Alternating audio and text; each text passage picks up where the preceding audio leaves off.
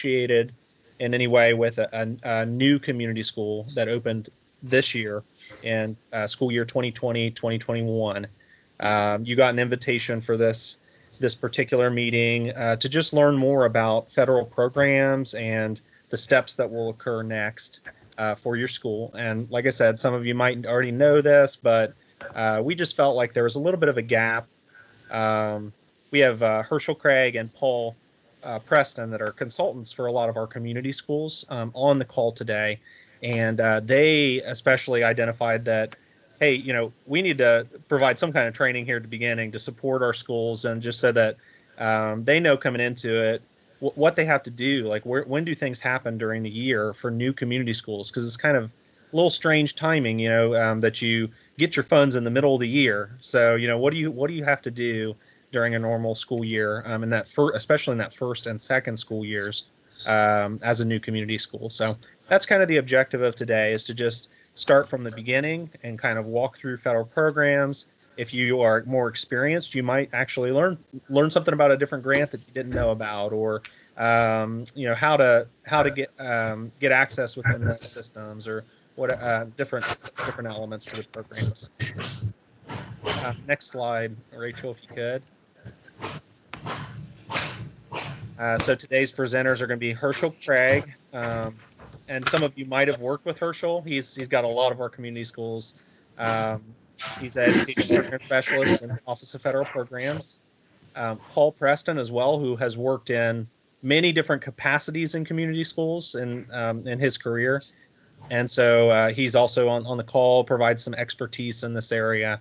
And then I'm an assistant director in federal programs, and we will most likely be joined by Diane Neal later today as well for for the frequently asked questions portion, because she's got a lot of experience in the schools and just is a very good resource for you. Okay, next slide. All right, so this looks like a lot. We do have 2 hours. We thought we would just kind of go slow and get to as much as we can, and we got a lot of helpful resources for you at the end. The first thing we'll do is just talk about our office and the structure to federal programs. Then we'll go a little bit more in depth. We'll talk about the purpose and intent of different grants that are part of what's called the Consolidated application. And that's basically, all the grants are kind of all these ESEA grants, and we'll talk about that later, Elementary and Secondary Education Act. All of those grants are kind of lumped into one application called the Consolidated application for basically your federal funds, which are supplemental funds to what you receive in general fund resources.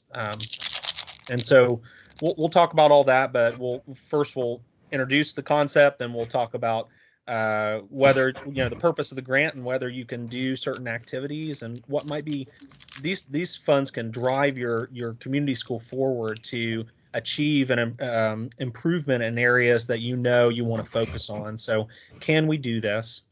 We'll talk about then how to access the system. We'll navigate. We'll actually share. Herschel's going to share his screen and help you navigate through the Consolidated funding application. Then we will discuss the next steps. So we've got a helpful timeline that we've developed for new community schools that walks you through the whole first 2 years of a new community school. So we think that's a helpful resource, just steps that maybe you in particular in your role would not complete all those steps, but as a team, you can go back and look at it and say, oh yeah, okay, we've got this covered. Let's mark this on our calendar. So a timeline of events for new community schools, and then a checklist. Now this will be important because you have to complete some elements of planning as a new community school in order to receive your funds. And the checklist kind of walks you through, hey, have you thought of this? Have you thought about student progress and how you're measuring that? Have you thought about reading and how you're measuring, what kind of curriculums you're using? So it's a checklist that we're just going to touch on it today and give it to you as a resource. And then your consultants who are on the call will continue to work with you over the next few months as you go to plan for your federal funds. We'll also link you. So we've included hyperlinks to some helpful resources. So that's a good thing. After this presentation, you'll get the slides, and you could share them with other folks at your community school. And it has the resources embedded, so you can just click the link and it takes you right there. Then we'll answer your questions, and then the final little thing is a breakout session. So you should have got a little link to your calendar for your breakout session, and that's where you'll meet your consultant. So you'll actually get some one-on-one time with your consultant to just think through kind of the next steps. All right, next slide. All right, so I'll start with just a brief introduction. We'll talk about why you're here and a quick introduction to federal programs. So federal programs, what we do is we provide leadership and technical assistance to our customers on the requirements and the uses of funds under the Elementary and Secondary Education Act, or ESEA, and that's what I'll refer to.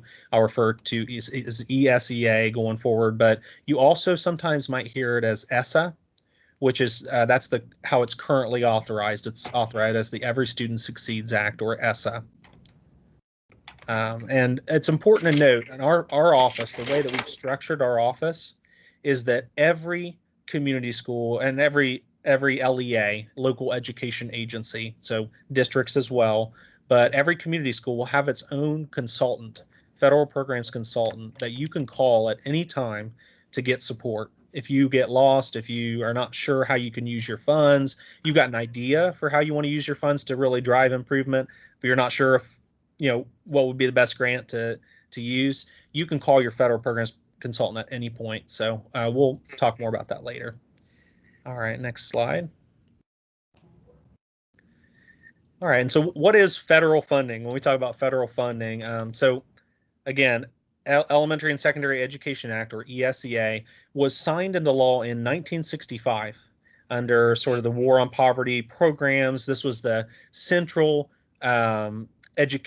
education legislation in 1965, the Elementary and Secondary Education Act. It's been reauthorized a few times, so you might have heard No Child Left Behind.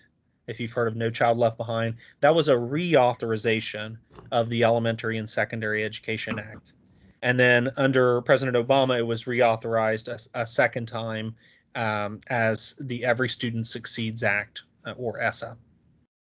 And that's the most recent reauthorization. When they get reauthorized, sometimes the law changes slightly. So in this latest reauthorization, they made it a little bit more flexible for districts. So the funds used to be a very specific uses and a lot of very particular tracking, and so they made it a little bit more flexible under ESSA. So we kind of use those terms interchangeably, ESEA and ESSA. So if you hear either one of those, that's what we're referring to, that federal legislation that kind of governs how federal funds are used. And then, so what is the purpose of this law? So grants in ESEA help the school's vulnerable students and support the school's continuous improvement plan. So if you look at it for a kind of common factor across all of the ESEA grants, I would say that it is that these funds are to support the school's vulnerable students in a lot of different ways. So in one grant, it might be on direct instruction, a lot of direct instruction uses. In another grant, it might be professional development to support your staff to be able to support the most vulnerable students and at-risk students. So we'll talk about the grants, the different grants and their purpose and intent, but just know that in general, this law, ESEA, is designed to support the school's vulnerable students, and the improvement plan is sort of an element you have to do. In this first year, you'll have to do it, but you also then get on a 3-year planning cycle where you're thinking about the needs of your students and the needs of your school, and you're then designing a plan to support the use of these federal funds to support improvement. And so that's another thing that's mandated in ESEA, is that you have this plan. So we'll talk more about the planning side, and then also sort of your application side and how you can use your funds. And just it's important to note across the board that federal funding is supplemental to state and local resources. That's an important word to remember, supplemental, because it is an additional support beyond what you receive maybe in state dollars or what your general fund base is. These federal funds supplement that. We like to say it's kind of the icing on the cake for your regular dollars. So, and it kind of drives improvement in your school. Next slide, Rachel. So why are we meeting?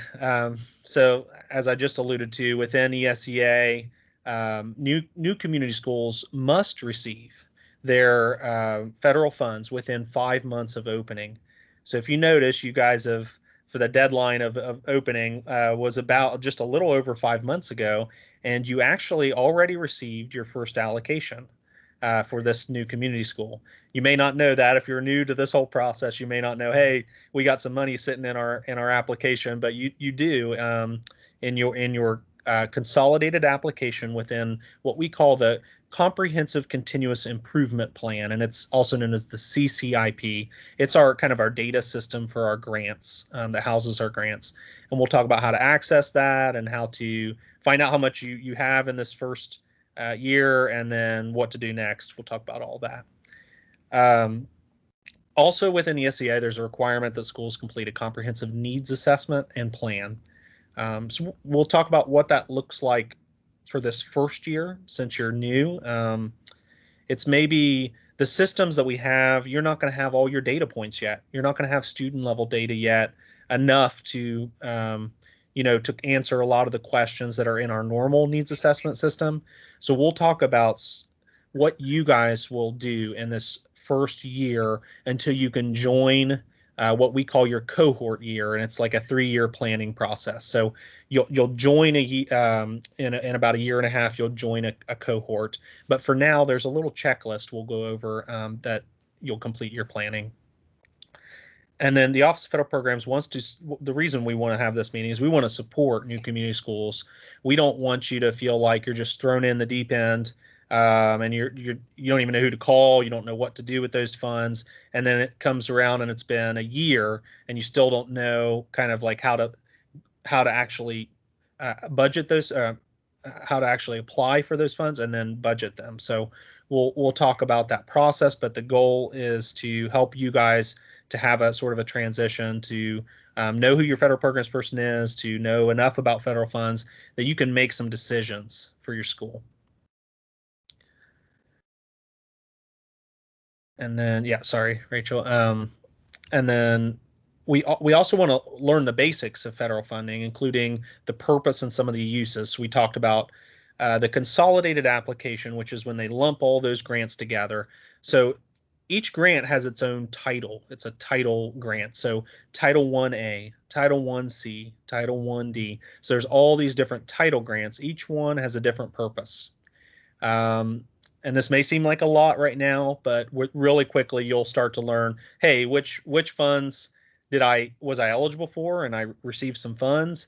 And okay, now what do I need to do? I need to lock in on this purpose and intent of this grant and figure out how to use it. So just an example, Title 1 is to support the lowest achieving students, to provide supports to low income students, in particular, to support the lowest achieving students. So, and it's primarily types of instruction, so maybe teachers, tutors, but there are also expanded uses in that grant. So we'll go through each of these grants that might be eligible to you and kind of just give you a little synopsis of that grant.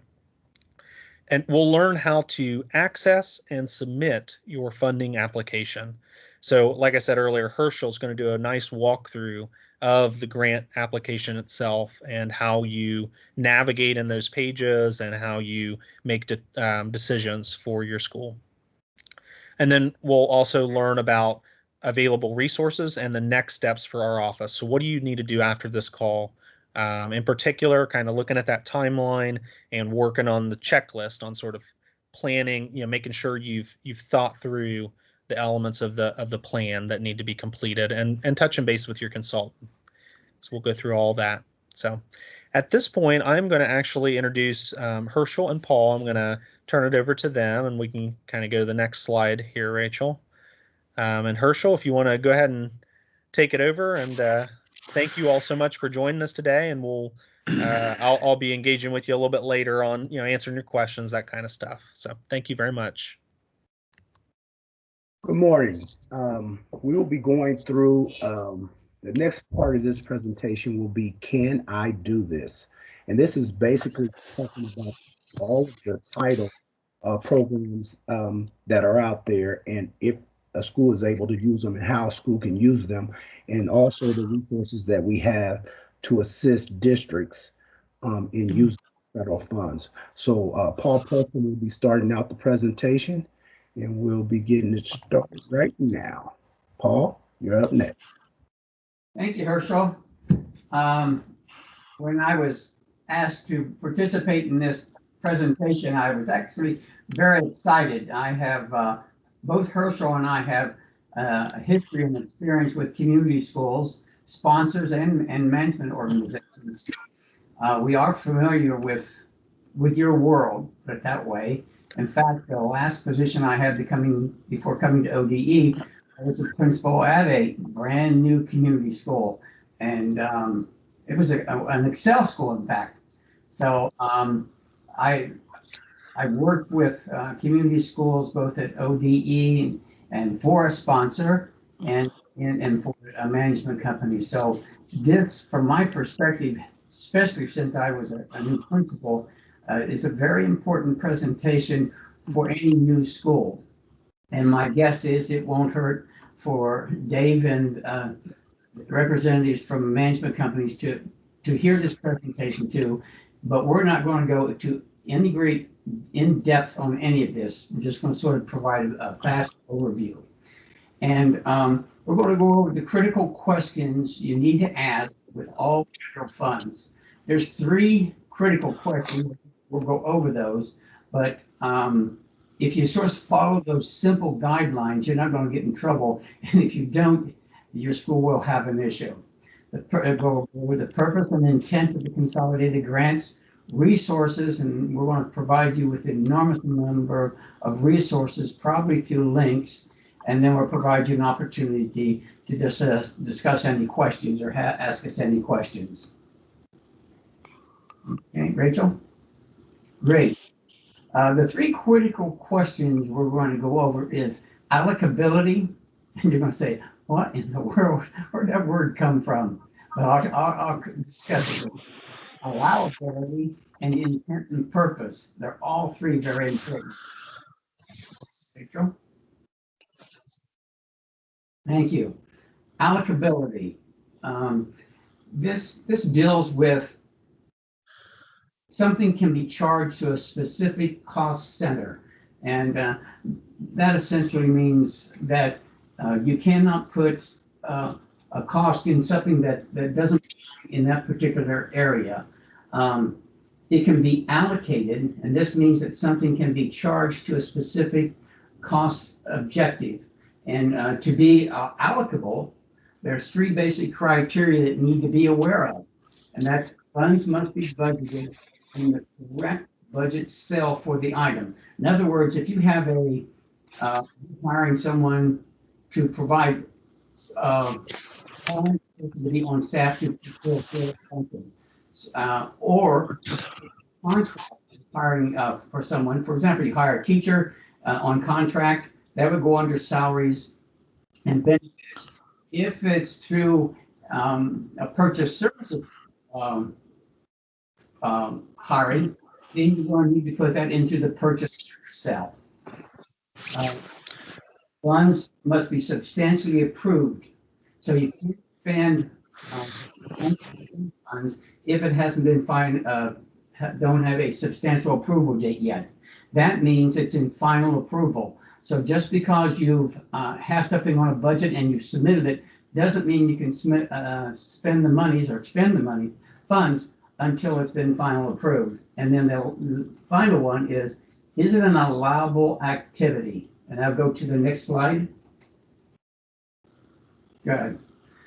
Allowability refers to a cost that is permissible. And you'll notice when when Herschel goes through the application and he goes to a budget details page, you're going to see a number of items there that explains or allows you to check which item and how you're going to be spending those funds.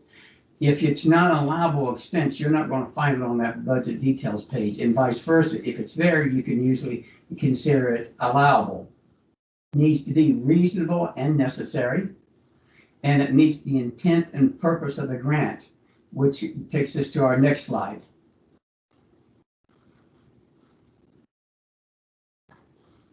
Okay, next slide.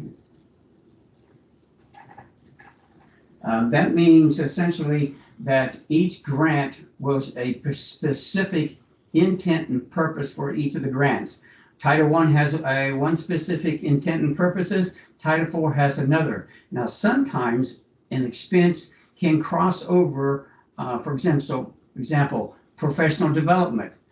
Would that be in a Title I professional development, or could it be Title II? Title II is more broad-based, it goes across the district, or could it be Title IV professional development?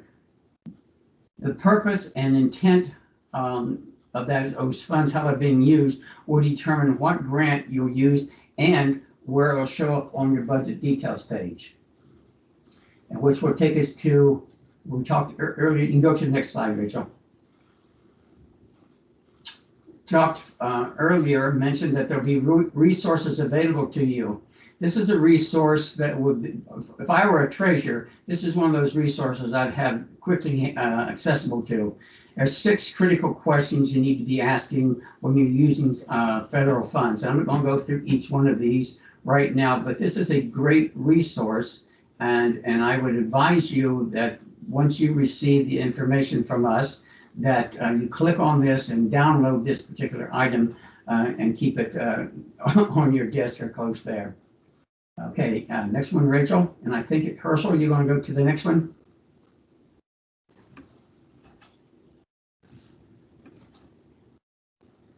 I think Herschel, you have this as your slide. Okay, we can just go on over this. Is the activity required by state, federal, or local funds? Goes back to allocability. Examples: IEP, properly licensed staff, safety, etc. How is this going to be required by a state or a federal law? And if it's required, you can't use that to expend federal funds for that. There are exceptions with that. For example, like PBIS. PBIS is covered by state law, but you can have in Title IV expenses for PBIS and bargaining unit agreement. So if these are required, then you're not going to be able to use those. Okay. Okay, next one, Rachel. Good. What would we do if we did not have federal funds or for this activities? For example, community expectations, other funds available, decisions, is it neutral or federal funds? So you don't want to be spending your funds on items that are not necessarily those things that that can be allowable for. So that goes back up to be allowable. Okay, you go to the next one. Good. Okay. This is have we done this in previous years using other funds? This is supplant. And this is an area that's easy to get into trouble with, because you have a teacher that's being paid with local funds, and then you need to have them in there. You don't have enough funds, you don't think so. So you're going to try to use federal funds for it. You're not allowed to do that unless it would meet somehow an exception rule. And what does that mean? Well, right now we're in an interesting situation with this coronavirus situation, with the pandemic. So there's some different allowable expenses in this particular area.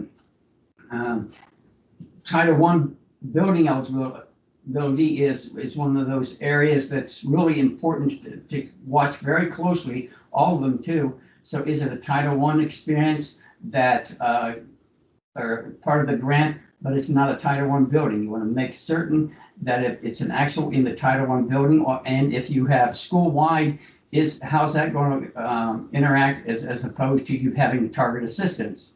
So these are all questions you want to pay close attention to, and that's actually the case with each of the grants. Title 2, 3, 4, 5, they all have this area. You need to just pay attention when you're getting yourself into a supplant issue. Okay, go to number 4. Okay, does it meet a priority need of the district or building? Now, and that's where the needs assessment, the one needs assessment comes in. What data is being used to determine that need? How are you doing it? Just somebody's idea? Is there data to actually back it up? Is it in the needs assessment? Now, this year, all districts will be doing the one needs assessment. Now, this does not apply to, there's one exception to this, that's to your schools.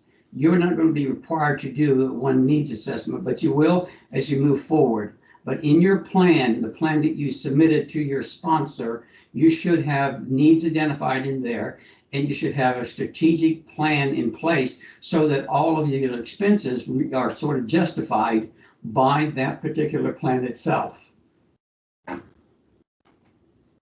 to the next one, evidence-based. This is one of those areas that's very important, and there's different levels of it. And so I would suggest very strongly to go to ODE's website and download the different criteria for what makes something evidence-based. What is that level of evidence there? There's a lot. This is specifically or most often used in relationship with Title II and Title IV. And most of the research has been in this area, at least that we rely on. So if you're having a class size reduction, student and or you're using Title II for class size reduction, we'll want that based upon evidence-based. And how will you evaluate it if it's working? For example, if it's Title IIA, how are you going to be? What are you going to be using? Are you going to use the STAR, or what? How are you going to evaluate those teachers, the success of it? Because just to throw money in there and the teacher in there without evaluating the effectiveness of that instruction is not going to work, put it that way. You'll want to evaluate the effectiveness. Actually, you should be evaluating the effectiveness of all your federal programs, but specifically Title IIA with class size reduction. And what's the timeline for this? Is this going to be going on for the entire year, or for you see this going on for a number of years? Okay. Number 6, does it meet the intent and purpose of any of the grants? Again, I think we covered this a bit earlier. Intent and purpose is critical. You don't want to be spending funds out of Title IIA when it is dealing with special education or with Title III or with EL students, etc. The grant is each grant has a very specific purposes for it, and that intent and purpose needs to be met. Now, this is typically not a big issue with districts that have been working with the CCIP for a while, but you being a new school, you may not realize the importance of making certain that the funds are in the right categories and it's meeting the intent and purpose for those funds. And who is the activity targeted for? Well, so that goes back again to the intent and purpose. Are you using Title I funds, target assistant funds, for a high school without meeting those grade levels that they're eligible for? I mean, that's sort of a particular, not as an easy example. No, typically schools wouldn't do that, but I have seen it before where they were trying to spend Title I money out of targeted for a high school. And so most districts don't get into that issue, but a new school, not knowing what the intent and purpose is, you want to make certain that the funds are targeted for that exact group of students. Go to the next. Intent and purpose for each one of these grants, and the Croswell is going to go over this in a minute, so he'll give you sheets on each one of these. So I'm not going to go through all of them, but essentially Title 1, Title 1A, C, and D. 2A, Title 3. No, 2A can be used essentially district-wide for some professional development, but it's typically focused on, many of the districts are using it for class size reduction, and that again has to be in an allowable area, school and grades. And Title IV, broad. This is one of those great grants that will cover a variety of things that will meet the needs of students, social, emotional, especially right now. And then 5B. So I'm going to move on to the next slide here. Herschel, are you taking over these slides, or am I doing all of these? I thought we had this broken up. I got you, Paul. Okay, it's like I was not here to do all of these slides. So, but you want to take over? I have it from here. Okay. Again, my name is Herschel Craig, and I'll be working real closely with everyone regarding community schools because I have quite a few. We're just going to talk about Title I and the usage of Title I. This is to provide all children with significant opportunity to receive a fair and equitable and high quality education. The most important thing about Title I, or about all of the federal grants, is like we said, it's supplemental funds. So if a district is hiring a reading teacher, a Title I reading teacher, that is supplemental. If they can actually use those Title I funds to pay that teacher. If a teacher is a regular ed teacher, that would have to come out of their regular state funding. I know a lot of times, especially with community schools, when they want to use their federal funds, we have to make that distinction. And so that's one of the distinctions for Title I. Rachel, can you go to the next slide, please? Here what we have is the Title I spending guide. We want to give this to all of our new community schools. These spending guides are extremely important. They actually give you a breakdown of what you can use the Title I funds for, how they can be used, what's necessary and reasonable, and it gives you an entitled breakdown. We actually provide links for these spending guides, as well as I will show you when we navigate the CCIP system where you can find them in our document library. Rachel, we can go to the next slide. Oh, hold on 1 second. Okay, Title II, Part A. The purpose of this grant is to increase student achievement and improve quality and effectiveness for teachers, principals, and other school leaders. With this Title II grant, we see a lot of school districts use this money for professional development for their teachers. So this is, when we were talking about the intent and purpose, this provides an intent and purpose. A lot of times we'll see a lot of the money put into professional development for teachers here, or another class size reduction is another area that we'll see school districts use Title II funding. If you go to the next. And as you can see, again, we have a spending guide for each title, and this is the spending guide for Title II. Next slide, please. Title III, English learners and immigrant students. This is the schools that have English learners in them, a lot of English learners, they'll receive your Title III funding. And this is to help ensure that English learners and immigrant students attain English proficiency. It assists English learners and immigrant students to obtain high levels of academic success, assist teachers, principals, and other school leaders with establishing and implementing effective language instruction. With this grant, we actually see with the Title III funds where districts actually hire Title III teachers.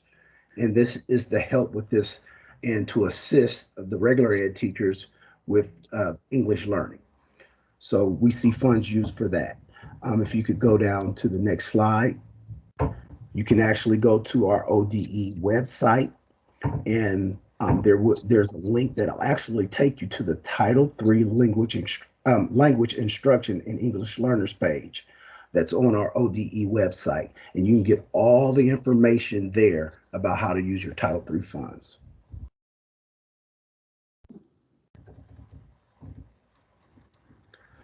Title IV, Part A. This is to improve student achievement by increasing the capacity of districts and schools to provide students access to well-rounded education, to improve school conditions for student learning, to improve use of technology. Now, with this grant, this is our broadest grant. With well-rounded education, we see districts use these funds in a lot of different creative ways. As I begin to navigate our CCIP system and we get to the page where you're able to see the budget details page, you can see the different ways that schools can actually use these funds. And they're very creative on how they can use it. They can use it on technology. They can use it on hiring maybe an art teacher or something that's supplemental that helps support the school district. And again, like I said, all of our title funds and federal funding is always supplemental. All right, we can go to the next slide, please. Title V. With your, oh, I'm sorry. Here we go. Yeah, Title V, I'm sorry. The purpose of this grant is to address the unique needs of rural school districts. So school districts that are in rural settings, they would get this Title V money. And I believe, if I'm not mistaken, this funding is used just as your Title I funding. Morgan, is that correct? It can actually be used as Title I, Title II, Title III, or Title IV. So it kind of takes the allowable uses of those grants. So, but this grant most likely will not apply to you guys. Just, I don't think there are any community schools that have Title V Part B. Thank you. So with Title V, we do see Title V Part B in some districts, but again, you have to be in a particular setting, a really rural setting, and those districts that receive it would know because they're in that setting. But they can use it across. They can use it the same way that you would use Title I, Title II, Title IV, and Title IV. Now, after going over and giving you just the basics of some of these titles, we're just going to ask a pop quiz just to see if anybody can figure out any of these questions. Real simple. I guess you can put your answers in the chat, please. All right. Can I buy incentives with title funds? Yes or no?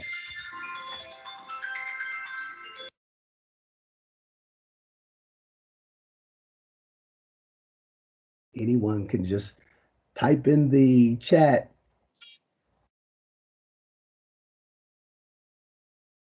Oh, we have only if instructional. Yes. Any other answers?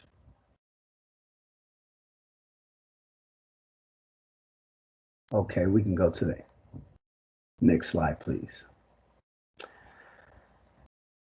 Yes, it must be reasonable and necessary. Gas cards for homeless, small trinkets, small increment gift cards, but you can use your title funds for incentives.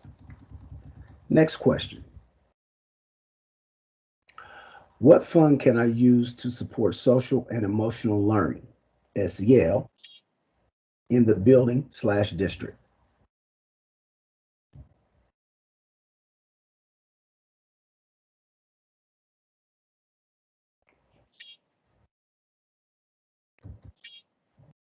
So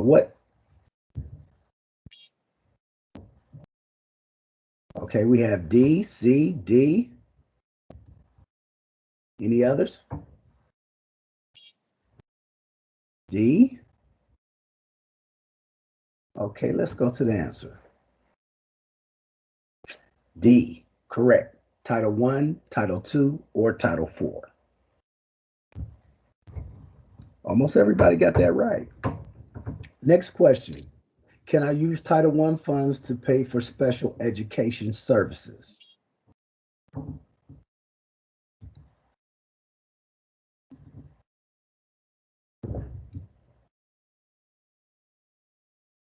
Yes or no?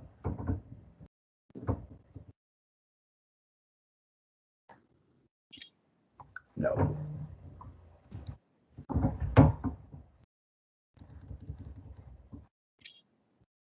Yes for reading and math.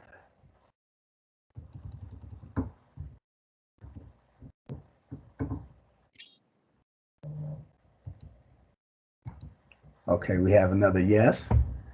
Okay, we can go to the answer.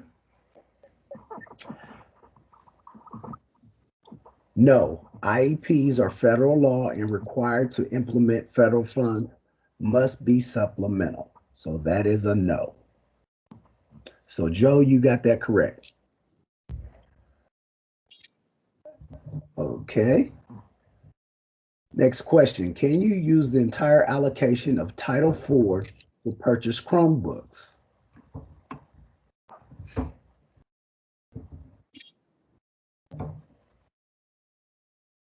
No. No. Yes. Okay, answer. The answer is yes, but there is a 15% cap on all infrastructure and devices. A Chromebook is considered a device. So already it looks like you all have a great handle on overview of how you can use your funds. But like I said, the most important thing is going to those spending guides and getting that information, and also working with your federal programs consultant. They can assist you if you have any questions on how you can use your federal funding. Thanks a lot. Hey, Herschel? Herschel, Yes. I was very impressed with the answers from the community school people. They know a lot more about this than I expected them to know. Of course, there's some people in that group that are very knowledgeable about it too. So I was impressed. Good job. Yeah, great job, guys. And does anyone have any questions at this point? Thanks so much, Paul and Herschel, for kind of walking through what is some very complex grants in a short time period. Does anybody have any questions at this point, just on the grants or on anything we've covered?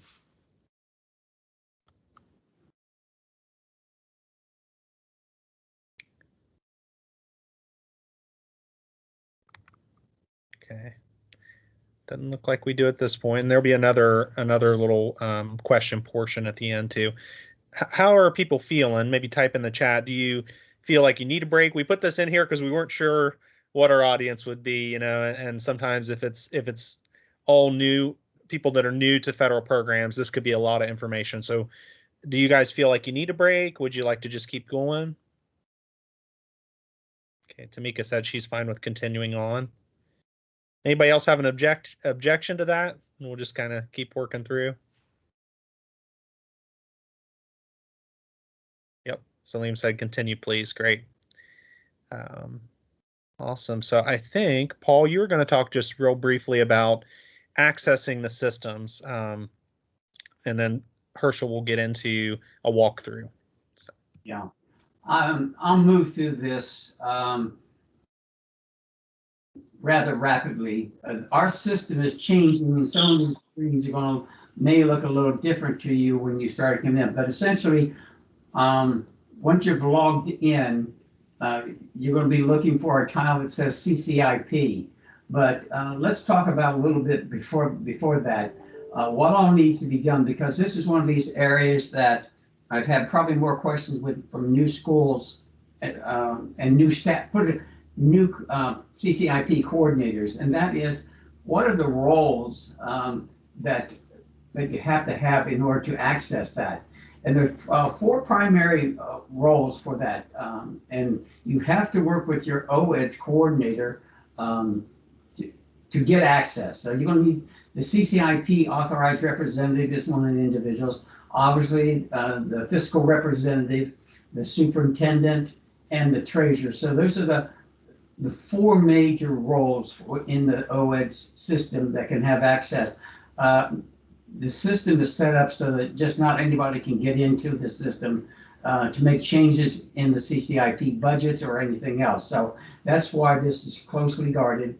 And again, it's your OEDS coordinator, and that person should know how to assign these different roles for that. You can go on to the next slide if you want to. Good. So once you're into the system and to accessing it, you're going to see this page there, and so you're going to want to go on. Then once they're there, you will go to the next slide. I'm going to move through these. Okay, you'll find that you can, well, you're going to access the CCIP on the CCIP homepage from that last page. And once your CCIP page there, then you'll be able to access their application itself. You can go on to the next page, please. And I think this is where, Paul, I think this is where Herschel's going to kind of navigate into the funding application or into the CCIP. So didn't put a lot in here other than just, talk to your OEDS coordinator and OEDS administrator, actually, they're called, and just make sure you got the right access. Right. But, and you will need, if you're not familiar with this, you'll need hands-on probably in your initial times of getting into it. And don't hesitate to contact your consultant for assistance through there, because pages change and information's there. You get to a page and there's a whole bunch of information that's not shown on this page, and you say, oh my God, where am I at? So I would suggest, if you're not familiar with this and you don't have access right now, contact your consultant and have them help you walk right through that process. You're going to find that your consultant is going to be very, very helpful to you. So, hey, Herschel. All right, I will actually be sharing my page now. So if you can bear with me while we switch the screens.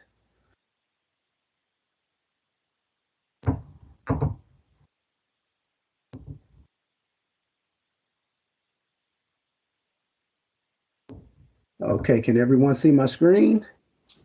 Yes. Good. This is my OHID. This is where I would log on at. And we're going to go into a district named Ada, which is we're just using that district today. So I can show you a few of the different pages and how to access the CCIP. As you can see, I'm going in here under these tiles. I go in under CCIP. Now, as you see, the very first thing is you see the CCIP homepage. And on the CCIP homepage, you will see announcements and reminders. This is important because it informs the districts of upcoming changes with federal programs and also informs the district of the latest CCIP notes. So right here, you can see FY21 federal programs monthly and new coordinating series on 12/16. These are reminders. That was an announcement. And then you have your reminders here. Next, I want to take you to, or explain to you what the flyout menu is. And this is considered the flyout menu right here. It has the search tab. This allows the LEA to search for their particular organization. It has the planning tabs. Hold on. So let me search for the organization we'll be using today. Applications. One here. I'm going to use Ada. Now, as you can see, you can either put in your organization name or your organization. For you, it would probably just pop up when you log in, just for your particular district or community school, or your organization IRN number.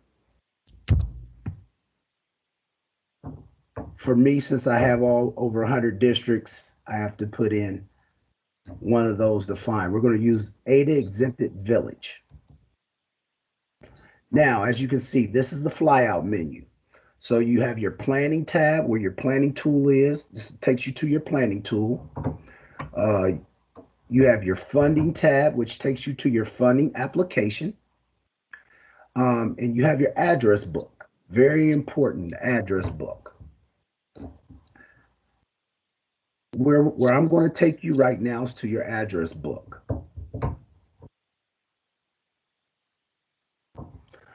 As you can see, this is the address book that allows you to see who's over what. For this particular district, they have someone over their planning tool who actually works on their plan and actually works on the consolidated application. As you can see right here, it's the same person, Robin. Now, for your school districts, you will need a person assigned as a contact person for everything that's here. So the person that would be working on the consolidated application and the planning tool, they would need to be the contact person. If I click on here, I can actually see that this person's contact name and information is in here.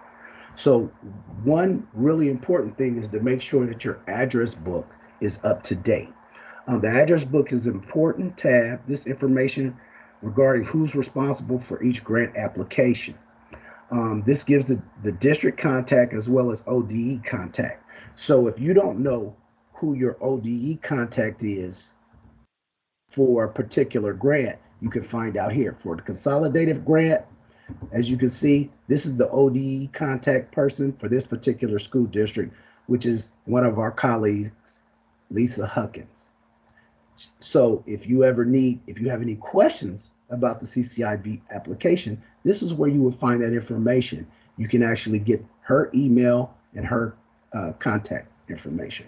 So that's why the address book is very important. And this has to stay up to date. So if someone else takes over, you have to actually put in the new person's information so that when we begin to send emails, it's going to the correct person. Now I'm going to take you to another very important page out here on this flyout. It's the document library.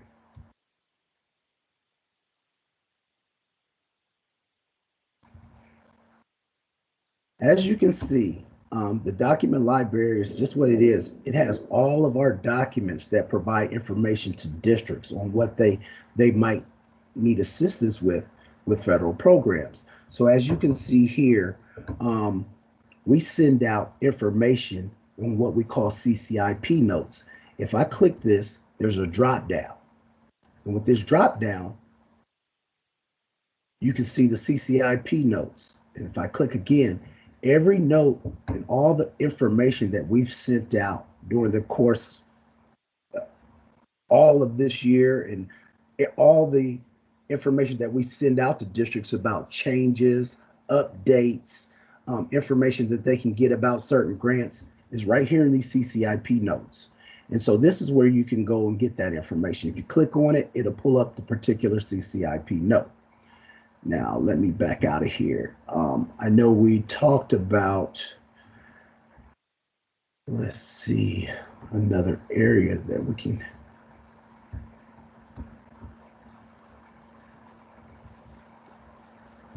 We go into CCIP, we can also go into, there's planning tool resources.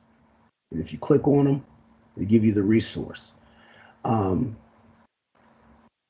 also, when we were talking earlier about your spending guides, this is where you can come and find your spending guides. If you need to find it, print you off a copy, maybe the treasurer might need a copy, this is where you will get that information at. It's in the document library. So this is a overwhelming amount of information and a great resource for districts to get information.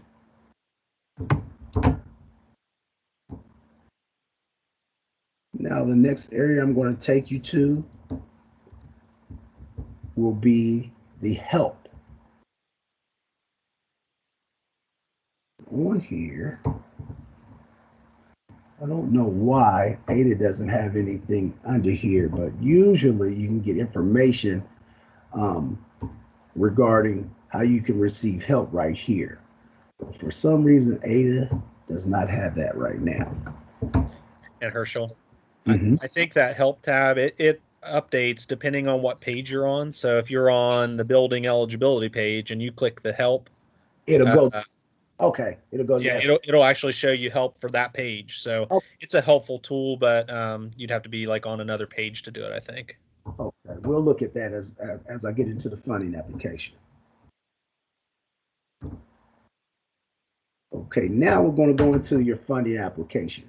So when districts want to go to their funding application, they go to funding, you get a drop down, click on funding applications. Now, as you can see, this particular district, Ada Exempted Village, these are all of the applications that they have. You have your consolidated application, they have their 6B IDA restoration application, you have your ESSER application, which has came out since the pandemic with their ESSER funds. And then down here, these are your competitive. If they have any of these, it would be listed. But what we're going to go into is we're going to go into the consolidated application. Okay. Now, as we go into that, I want to take you to an area. Let's see. The sections. This is the sections area. So right here you see where it says history log, create a comment. This is where we actually leave information regarding your CCIP application. We would leave actual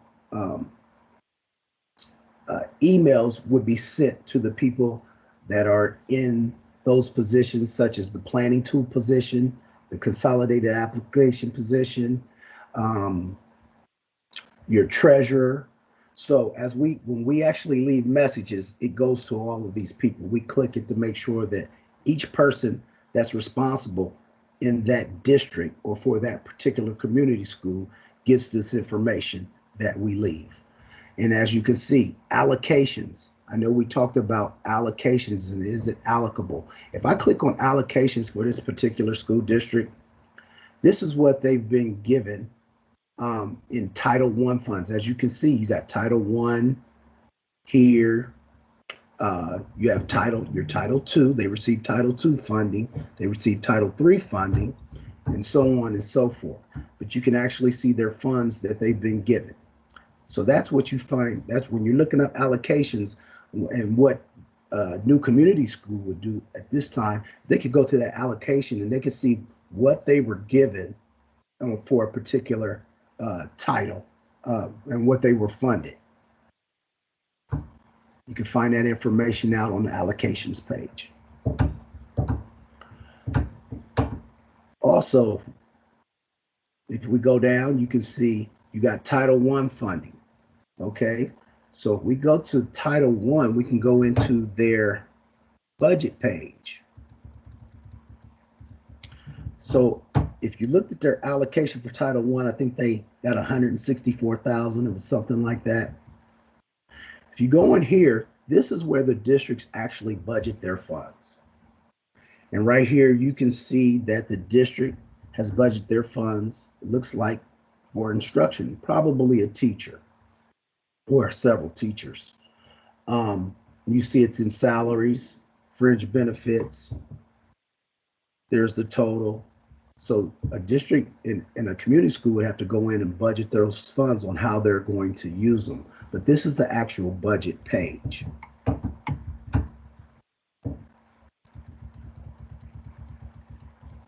Okay,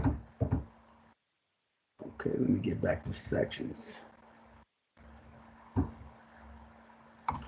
Now, I'm looking here, you see changes. So if a district budgets funds for something, and then they realize they want to change it and move those funds to something else, and they make changes with their on their funding application, this is where we see those changes. So if you click in here, This is an area where you actually see what the district, what allocations the district received, what changes they made on their budget page. So this is the area where you can see all the changes. I also want to actually show you validation messages. And with these validation messages or warnings, this is where you, if there's an area that the district needs to correct or change, this is where you would see it. And as you can see, this is you might see an error. If it's an error, we cannot approve the application. The application cannot move forward. That means the district has to go in, make the appropriate change so that this error goes away.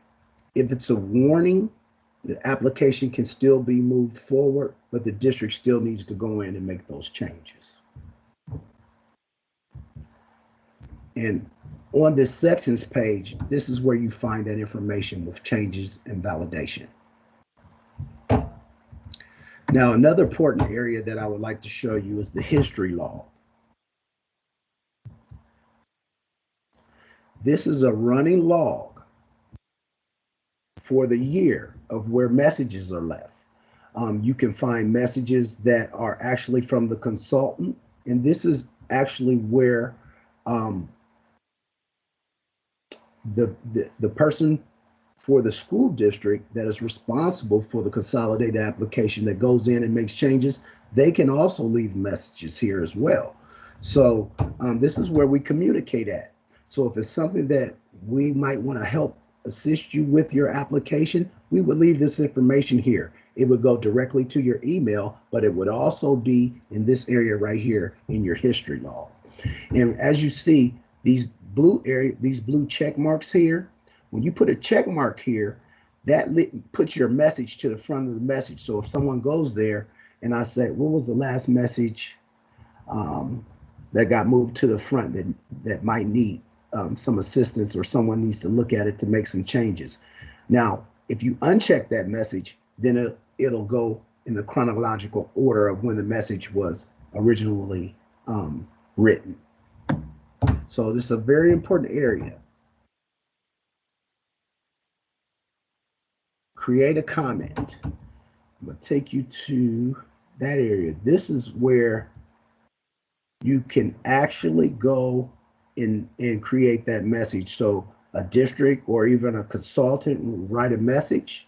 Once you write a message, if you click in here, now I know we talked about those areas in your address book and how they need to be up to date.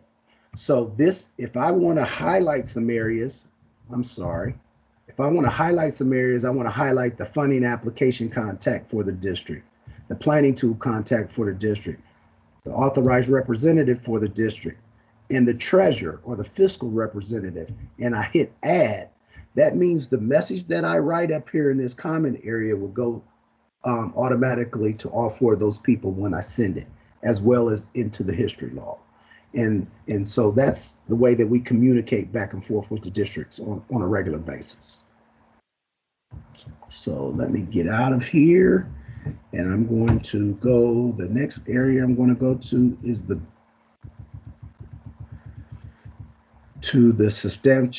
substantially approved dates. We talked about that, and let me take you there.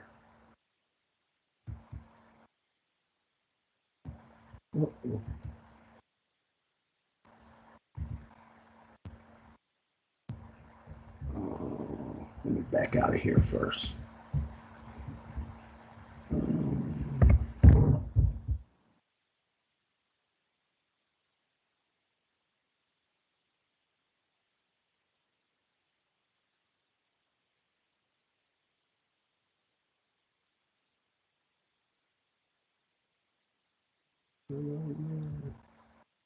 There we go.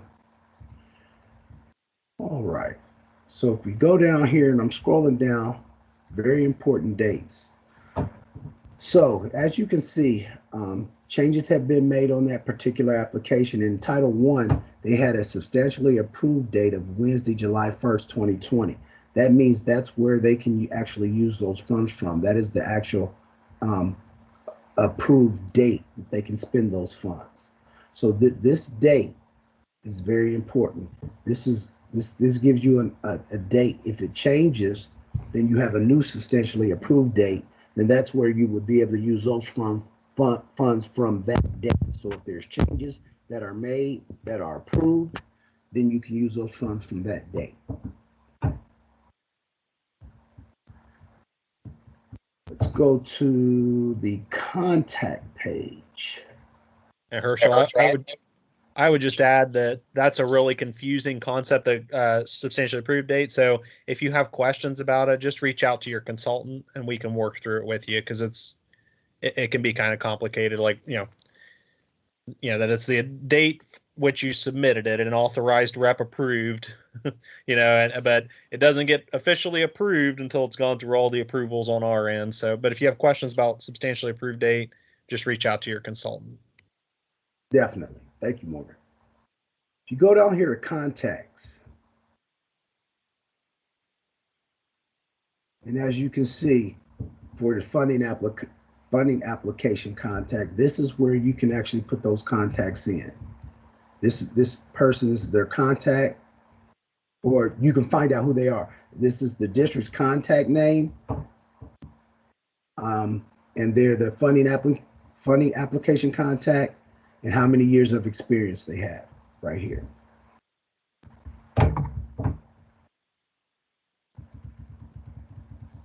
Now, I know we took a look at the budget page, but what I want to take you to is actually show you, let's go to Title I budget page. You can see the budget page. We looked at the budget page. We looked at the salaries. It looked like they were paying for teachers, and they had, $21,000 in supplies. Now, we're going to go to the next page we're going to go to is going to be the budget details page. This is a more in-depth look at how the district is budgeting their funds. The budget details page should align directly with the budget page. So when we go to this next page on the budget details page for Title I, where the district has actually budgeted these funds, we should see a breakdown of that. So how you get there is you go to Title I budget, drops down, budget details. You go to the budget details. This is full, FTE stands for full-time equivalent, paid with Title I funds.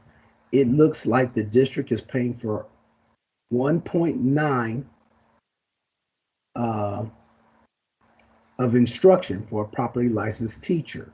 So it's almost, looks like maybe about 2 teachers almost. So I was almost correct in when I looked at their salaries and benefits. And the reason why it's in salaries and benefits is the school district itself is paying these teachers. Now, I know a lot of community schools, not a lot, I will say some, depends on your particular community school. Some teachers are contracted. If they are contracted, you would see this information in purchase services. And I'm scrolling down so I can show you right here. Instruction purchase services, properly licensed teachers. So that those funds would be put in here if they're contracted. But with Ada School District, the district is paying them, and it's actually they actually have to put an FTE whether it's contracted or not. But it looks like that they are actually paying for these teachers, and it actually shows you the uses of the funds. It's for reading, language arts teacher, kindergarten, and elementary. Delivery methods. These are the methods that the district is using. They're using pullouts. They're using in-class. As you can see here, they have 471 total participants served in a school-wide building. So this is a school-wide a Title I building and not targeted assistant. And as you go down, these are the areas that the district would actually explain how they're using their funds in more detail. That's why it's called the budget details page. But if you have any questions at all, please feel free to contact your consultant, your particular consultant, and they can assist you through this process. Okay, that is it for me. And we will actually be going on to the next section.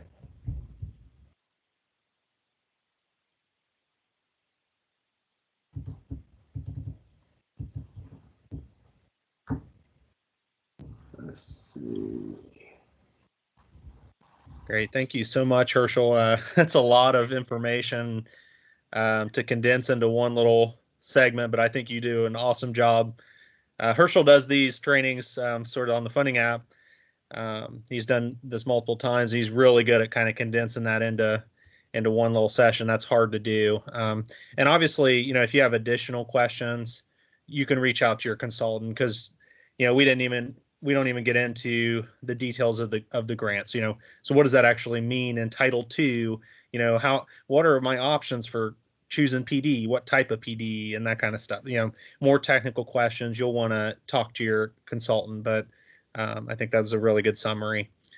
And kind of the next thing that we're going to cover is sort of the next steps. Okay, now you have an understanding of what our office does, what federal programs are, the federal funds are, and that you probably have an allocation sitting, kind of waiting to be worked on in a number of the grants. And you have a consultant that's assigned to your school. You may need to get some access to some people at the building to be able to do some data entry in the application. So what do we do? What do you do next? And so after this training, you're going to get an email that's like a summary email, and it's going to have a PDF version of this timeline that's right here. And it's specifically for the 2020-2021 new community schools. So it's just for those particular community schools, and it's a 2-year timeline. So there's a second slide here, and in the PDF there will be 2 pages to this document. And what it does is walks through all the processes that need to occur for that new community school that are kind of noteworthy, something that you should be aware of that's going to affect your applications. So for instance, here you can see in July through June, you're going to be updating the SOES system, which is a part of EMIS, which is our electronic management information system. And so data gets put into EMIS that is required in some cases by the Ohio Revised Code. Sometimes it is a data reporting that you're doing on absenteeism, that you're putting into EMIS, or it might be report card data. So it's kind of the management hub of all your data. And SOES is a module within there that's specifically for community schools. And so you can see that throughout the year, you should have someone that's kind of assigned to that data entry piece, because if you don't report your kids, if you don't report the kids that are economically disadvantaged, for instance, it can affect your funding, right? So we wanted to include that on the timeline. So there are noteworthy things that you should be doing, and you can see at the top there's sort of the period of the year that you should be doing it, right? And that corresponds with the part down below, which is more chronological, right? So you could start, okay, when did we start here? Okay, around July timeframe, we got our charter. We submitted all our application. We got it approved, right? And then and you can trace back your steps and see if you did these things. If there's anything that maybe still needs completed, or if you need follow up, you can always reach out to your consultant to learn more. But you can also see here January. If you look at January, you'll see that we have in here an initial Office of Federal Programs communication is sent to new community schools. So you guys received that, and January 20th, Introduction to Federal Programs webinar. So this, walks you through all the steps with our office and engaging with our office around federal programs. So I think this is a really helpful resource. I'm not going to go through everything today just because some of it would be overwhelming, and we don't have the time to probably cover every item. But I think when you get that email and you get this PDF, even for the sponsors that are on the call, sponsors, management companies, This is helpful to kind of plan out your year, to determine if you have the resources in the right place, if you know, which of your personnel are going to be sort of working on this, and kind of, you know, just kind of organizing your federal programs. So we put this together for you guys this year. We've never really had one of these in the past, but we felt it would be helpful since new community schools come in and there's all these requirements that are thrown at them, sometimes different from the normal cycles because you're receiving your funds in the middle of the year. So it's just everything's kind of off, and we wanted to make sure you guys had a timeline for that. If you go to the next slide, Rachel. And you can see that on the next slide here that this continues into the second year. And what I would note, from this point forward, you're going to want to speak to your consultant and sort of start to work on the checklist, which is the next thing I'll go over. The checklist to make sure you're thinking of the data points that you need to start collecting, and the things that might affect what are your needs, identifying your needs and determining how are we going to use these funds. You're going to start engaging and consulting with your consultant over the next few months, and then you want to submit your application if you can by June 30th. That's the new fiscal year starts July 1st. So that will be a good point to, you know, at least have your application submitted by then. And then you'll see that there are other things that continue on into next year. An important note is in September. By the end of September, the Office of Federal Programs will do an introductory training on the EdSteps process. So EdSteps is kind of, if you think of the CCIP that you just walked through, EdSteps is kind of a replacement system that's going to be going into effect over the next few years for the CCIP and much more. It's kind of managing all your resources in your district, and it's kind of replacing the CCIP. So once you get a little bit, you get your feet under you and you understand these grants, and maybe you've budgeted your funds, and then we're going to start thinking about when you join this planning process. When do you join into the 3-year plan, which is going to be in the systems that are going to be called EdSteps. In particular, the one needs assessment. You might have heard that earlier in the presentation. Your one needs assessment is the first step of the EdSteps process to identify your needs over 3 years. So you don't have to worry about it right now, but in September, just know in September you might get another invite similar to this one that's now taken you to level 2 in your federal programs knowledge. So, you know, just kind of helping you get ready for the upcoming year where you will be joining your cohort year and it won't happen until you won't start inputting data or anything until January of the next year. So you'll have time, but in September you'll have a follow-up training. So that's an important note here. And if you have questions on any of the items on this timeline, just reach out to your federal programs consultant. You can reach out to me directly as well, or Herschel or Paul. We're happy to help you. And I just wanted to give a shout out to Rachel, who's on the line, who is doing an awesome job with the slides, by the way. But she put together this timeline, and it was a lot of work. And I just really thank her for doing that, because it's a great resource for you guys. Next slide. So what does the checklist look like? And these will be on our letterhead. It'll be a PDF version, and this one is an editable PDF, so you'll be able to actually edit and put in your answer and save it. But basically, it's gonna walk you through the parts of the statute.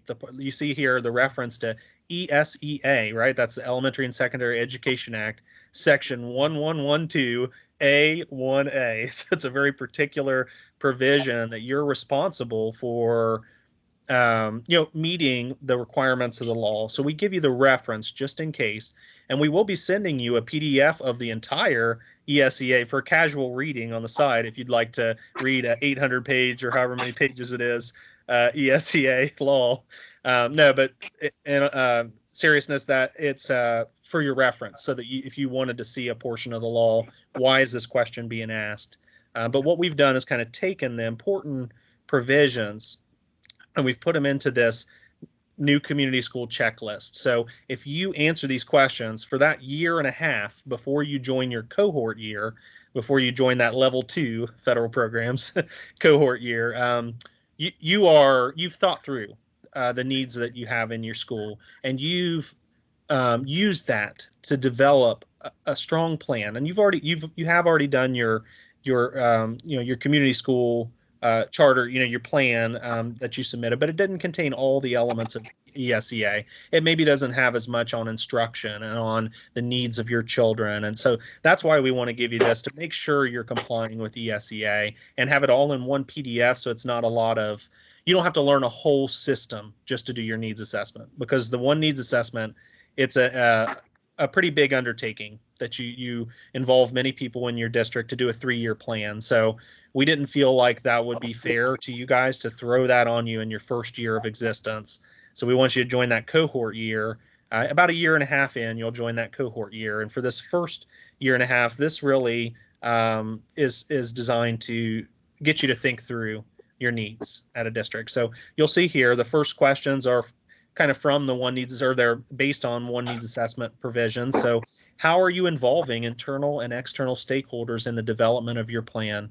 Stakeholders may include certified staff, classified staff, administrators, parents, community members. So how are you involving these people as you developed your plan that you submitted for the Office of Community Schools, or to get chartered, or just how you're thinking these federal funds? You should be involving staff in those decisions through your teacher-based teams, through your building team, through maybe parent surveys. Maybe you've surveyed parents or you've met with parents, and you're taking all that feedback and you're kind of getting ready to submit your funding application. So these questions will just walk you through. They'll just walk you through questions that are required by ESSA, and that will also help you as you develop an idea for how to use your funds. You can go to the next slide, Rachel. And so you can see there's 14 questions altogether. I didn't include them all on these slides, but we will send you the copy of that in the follow-up email. And I just wanted to include a snapshot of the end of this document, so that you can see there are also a few assurances that you're assuring here when you submit this. And you'll submit this to your consultant, so you'll work on it with your team. And maybe involving the management company, or whoever needs to be included to answer these questions, and then you will submit it to your consultant, and they will be able to make a history log note in that history log that Herschel showed you that says, hey, the community school did the checklist, they went through, everything looks great, they've worked, they have a comprehensive needs assessment and plan. And so that'll serve you until you join your cohort year down the road. The assurances here are just that you've completed a needs assessment, so that you've done this, you've thought through the needs, and that it'll comply with the general assurances. Now, I would advise, this is a good one for sponsors and especially sponsors in this case. This link would be helpful, and it's on this. It's going to be on the PDF that you get of this checklist. I think this question set in general is helpful for sponsors to know what is required, what are we trying to get. But in particular, these the general assurances are the assurances that that the community school, the superintendent, in most cases in a district, for instance, superintendent is signing off that you're meeting these general assurances that are required for federal grants. So that might be a helpful link for you guys to look at. And that you've submitted and completed a startup plan to your sponsor. So that, I believe, has been done by everybody on this call in order to get started. You had to submit a startup plan. But like I said earlier, that might not include all the elements that are required by federal law for your federal funds. So that's why you're wanting to do this checklist too. So action items. The consultant will add a history log note. Once you've completed this, once you've kind of consulted with them, they will add a history log note that says that documentation is submitted and consultation has occurred. And then the community school will add a history log note that just kind of describes, it summarizes this needs assessment. Where do you want to put your funds? And that's so that we have a little history there in the history log, because the history log note is it's a bind, like kind of a legal document, a running history for auditors. It's never going to change. Once you put a note in there, it stays in that particular fiscal year.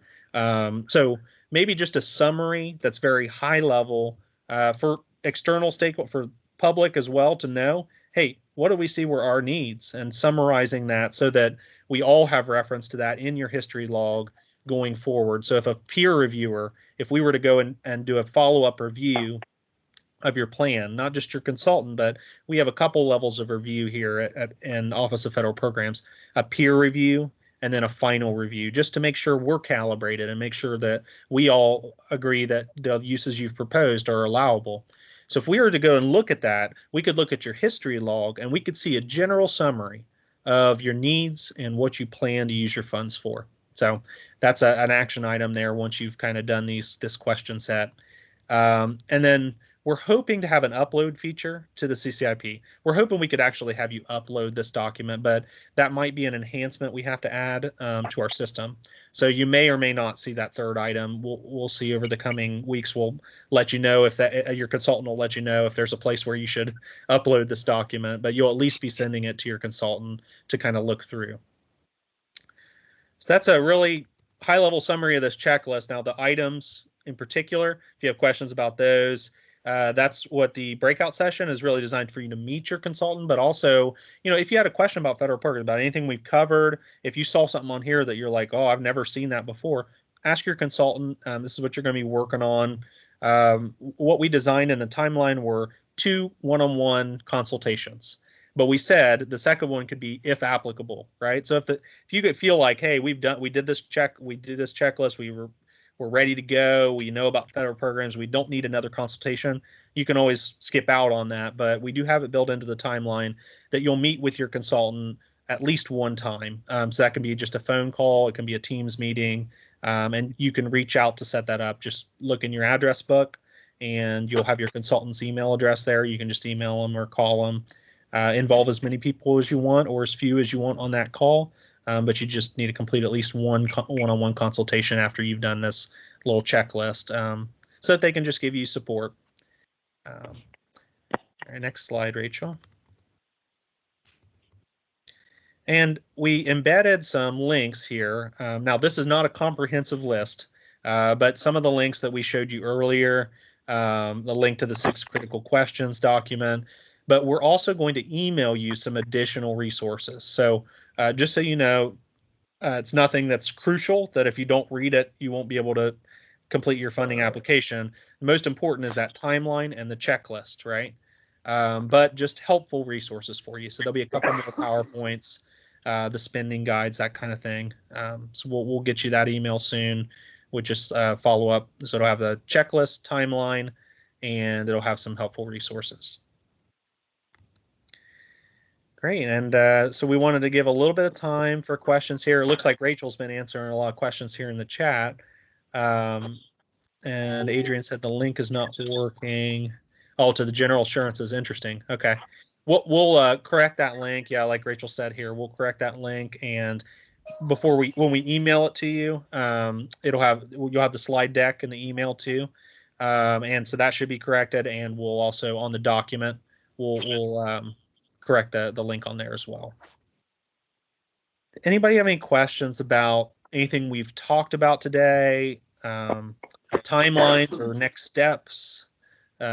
Anything from your perspective? So if you're a sponsor, or do you have questions that you normally maybe don't get a chance to ask federal programs? We got a lot of consultants on the line.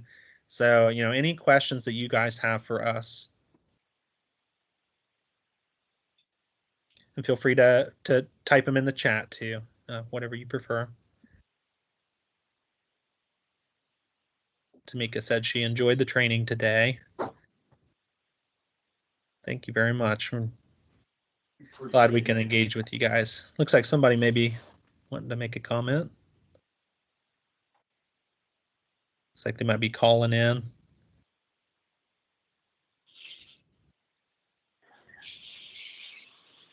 Maybe not. Maybe they just have their phone unmuted. Okay, so we got a question here in the chat. Can you please explain school-wide versus targeted for new schools? So I believe, and maybe is Diane on the line as well? Not sure if she's on the line. Yeah, I'm here. Oh, that was I'm you, here. Diane, that I was seeing light up. I thought it was somebody maybe getting ready to ask a question, but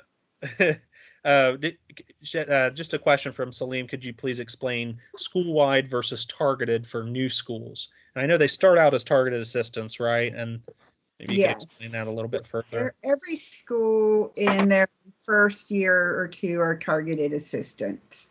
And a targeted assistance school is actually, in order to be termed targeted assistance, you have to have 35% or more of your students at poverty level, or more than 10 students in the building who are free and reduced lunch would qualify you for targeted assistance. You would have to then determine what type of services is the building most in need of for their students. It could be reading, supplemental reading services. It could be supplemental math services. You do have also whole child type services such as counseling services. The building needs to decide which services they believe would be most helpful for the student population that they have, as well as, for them to be able to be successful with the state's challenging academic standards.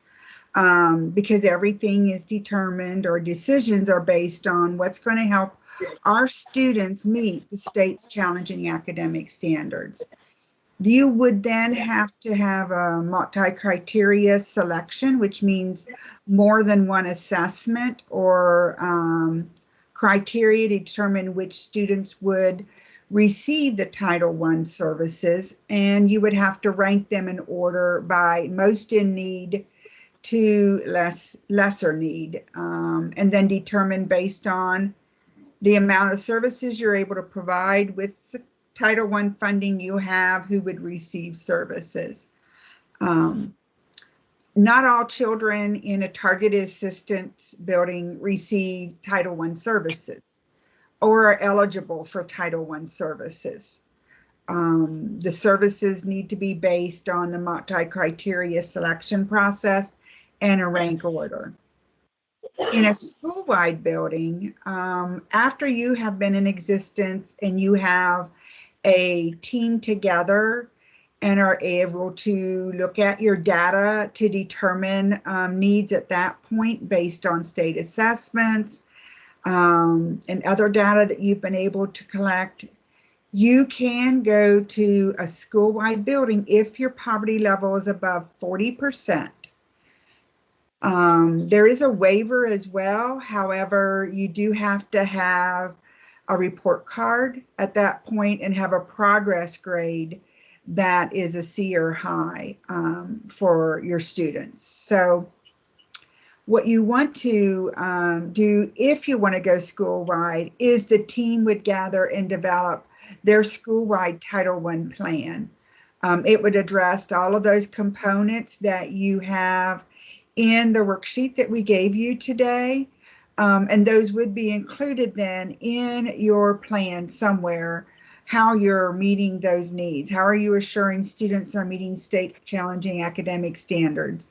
What strategies and action steps are you doing to do that? How are you involving the parents in their educational progress of their children and ways that they can help their child at home with their academics? So it is a year-long process as far as forming your team and then doing the planning, and then you would enter that into part of the one plan system. All those questions are embedded in the needs assessment, and you would answer those there, and it would pull over then for you to identify your priorities. But that's a quick nutshell on targeted assistance versus school-wide.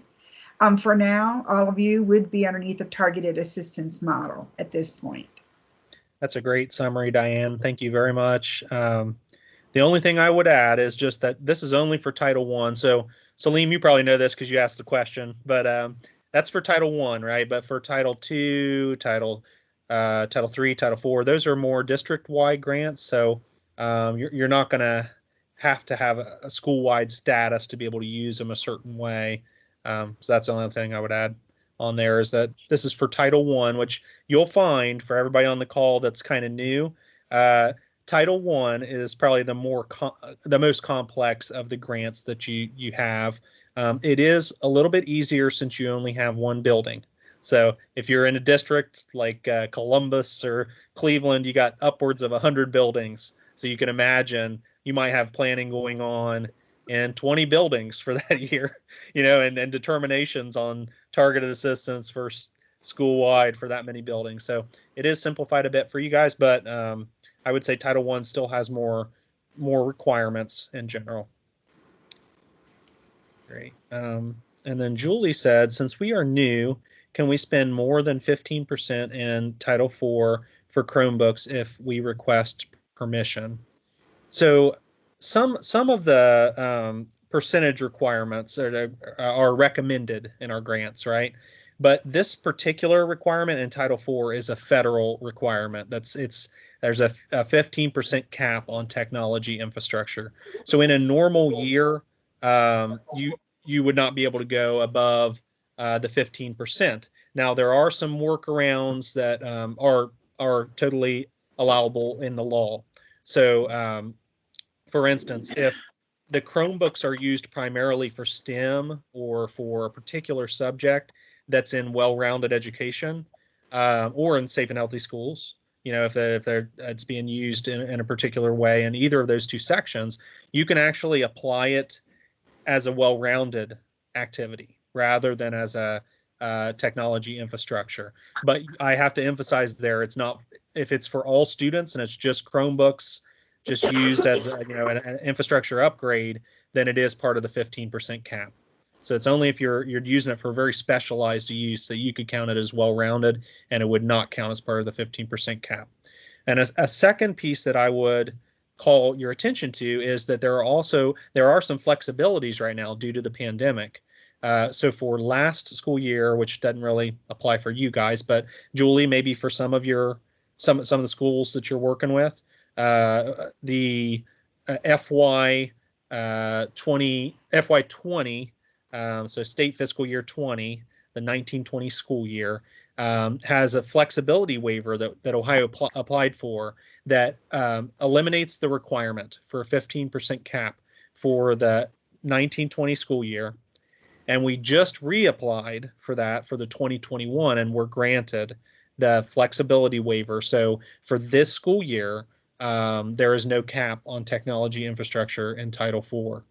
So that's helpful, but it's only due to the pandemic. That won't be, it won't be continuing past, at least past this next year if the pandemic's not still going on. But if it were, we would apply again for that flexibility waiver. But yes, and for anybody new on the call that's not understanding this entire conversation, it's a foreign language to you.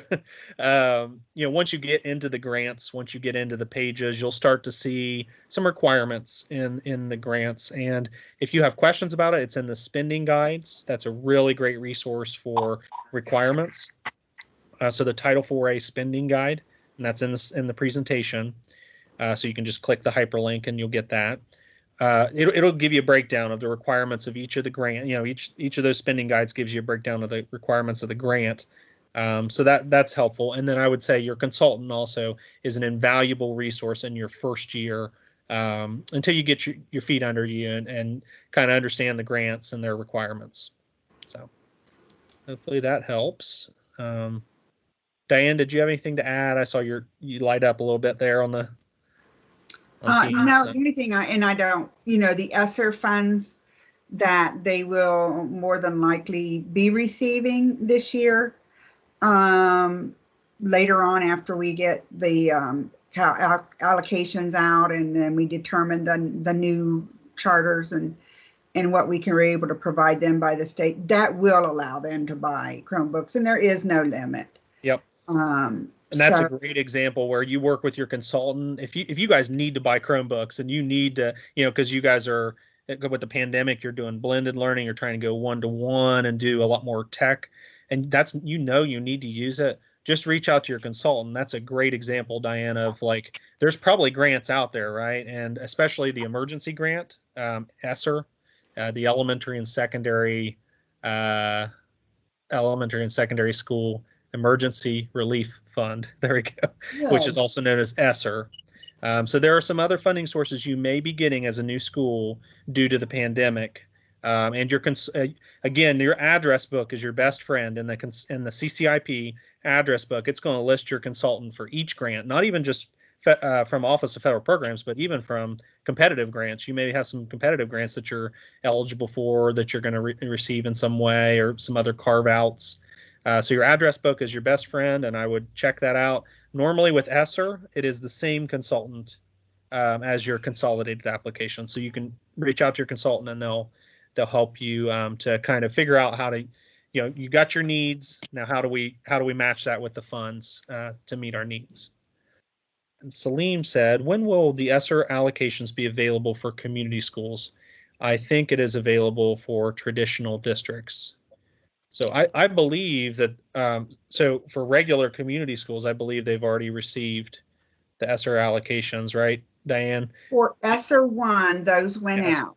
Yeah. So it's the new ESSER 2 that just were released from the federal government. We are still working in Ohio on the guidance and those allocations. For new, Great. yeah, He qualified that it was ESSER 2. There we go. yeah. And for the new charter schools, your allocation in ESSER is based on your previous year's Title I funding. However, you did not have previous year's Title I funding. So as a state, Ohio has to go back in, and we have to recalculate using a different methodology and use part of our state set aside funds for those new charter schools. So that will come out probably not when the initial ESSER 2, but a little bit later after that. And as we as a state, we're just getting information on it. We're trying to get organized, but we're also waiting on decisions from the U.S. Department of Ed on some of the pieces that are in the law.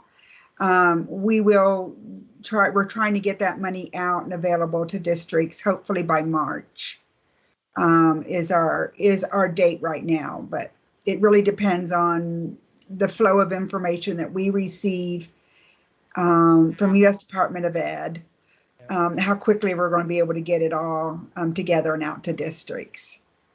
That's a great summary, Diane. And I can say that the discussions are happening for schools that would not normally get ESSER because they didn't have a Title I. They didn't have Title I in the prior year, whether that's because they were not in existence in that time period, or some of our districts fell below a criteria of 10 children. And that also kicks you out of Title I if you got less than 10 kids.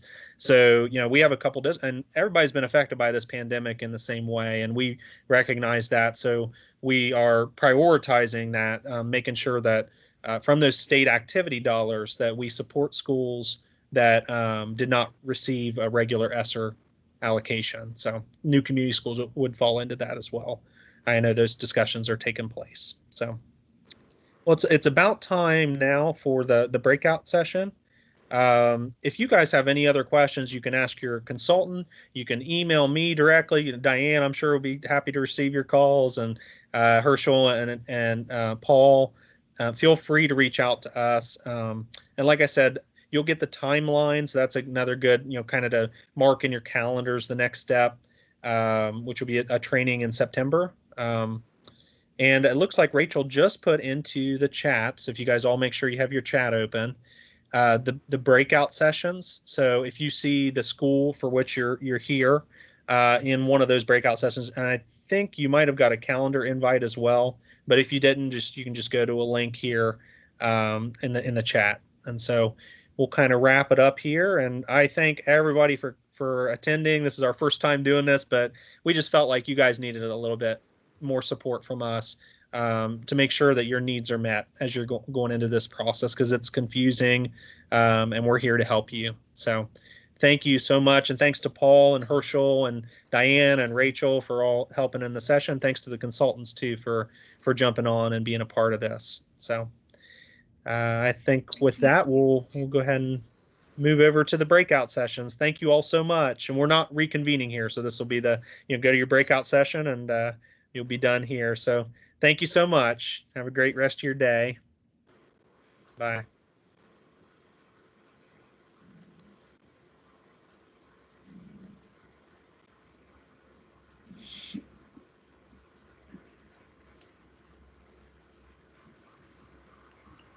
I'm just going to make sure that everyone Go somewhere. goes and it works okay.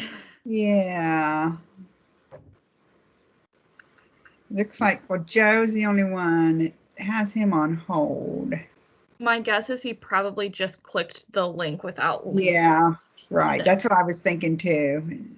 which is fine. I'll probably stay in here for the next 10 minutes anyways, just in case Somebody isn't lost out in right.